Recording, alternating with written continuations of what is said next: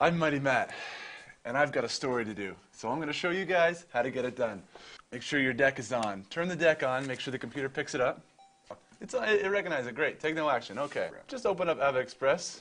Yeah, okay. First things first, you got to create a new project. Make sure you put your name and the date on it so you can find it or they can find it if they need to. So I'm going to put First things first, you're going to capture the footage you've taken. So what you're going to do is you're going to come to the keyboard and you're going to press F5, which says capture. Brings up the capture screen. You're going to select your tape over here. You're going to select your tape. Press OK. And you're going to make sure that you have 2 audio tracks and 1 video track selected. And you got to make sure your tape's rewound. Put the tape right in, just like that. Don's VO Jazz AVID Training. Booyah. We just finished capturing all our tape here. So what we're going to do next is you're going to go up into your bin, right-click, and begin a new sequence and title your story. So I'm going to probably call it Jazz Story. Next, what you're going to do is you're going to go to your edit button. You're going to take your F6, hit it, and this is going to bring up your screens. Yeah. Thanks, Pat. First, what you're going to do is you're going to find the captured stuff that you want to use first. So we're probably going to use clips and cover shots first. Lay down some video tracks. So here we go. We got a nice video track here. Let's see if we can find a good soundbite. How come I can't hear anything, Mighty Matt? We haven't turned the speakers on yet, Pat. That sounds like a pretty good soundbite to me. Pretty groovy, eh? What you're going to do is you're going to put an in point at the start where you want the clip to start, and put an end point where you want it to finish. So what you're going to do after you put an in point and out point in, you're going to highlight the tracks or unhighlight the tracks that you don't want in. And since we're going to put the VO in the A1 slot, we're going to unhighlight that so that doesn't get involved at all. So what we're going to do next is we're going to take our video track that we just captured and we're going to place it into our story. So how you do that, all you do is you press B, and there it is. So what we're going to do now, you don't want, this sound bite's a little bit long and you don't want it to go all the way through, so you're going to try to dull it down about halfway through the sound. So what you're going to do then is you're going to press the N key to put an in point. And you can do it again down here, press the N key again, and then you can adjust your volume from here. So if I want my volume to go down in between, I'm going to drag this second point down and it will adjust the volume levels accordingly. I'm going to find Don's voice track in the bin. It's called Good VO. So his voice starts here.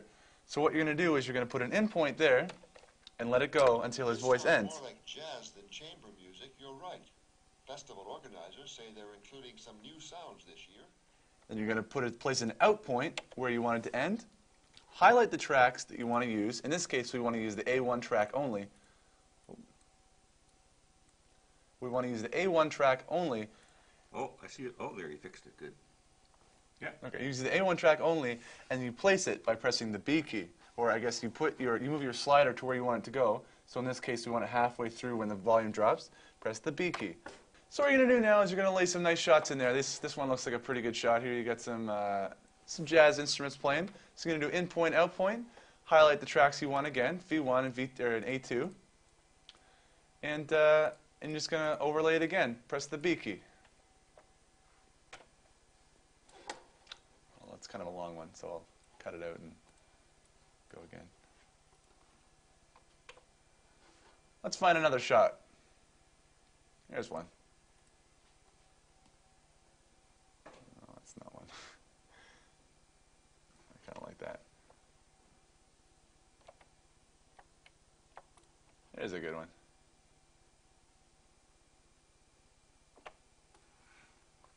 Insert B key.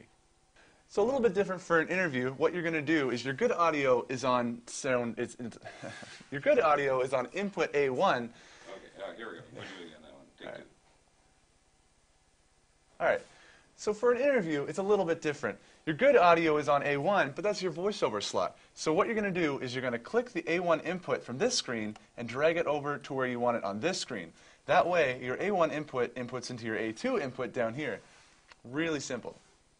So you like using the keyboard? Absolutely. It's so much faster, so much more efficient than clicking on the screen. The only thing you do on the screen really is drag your audio mixer with the mouse and adjust the input you want, and that's about all. What kind of keys you got down there? Show me a few of these keys. All right. Well, your main keys you're going to use are spacebar, which are play and pause, and the arrow keys, which cycle back and forth slower so you can get an accurate reading on where you want to go. Also, you have the N key, which is an in-point key to adjust your audio. If you highlight something and you want to remove it, press the scissors to cut it out. If you want to overlay something, press B.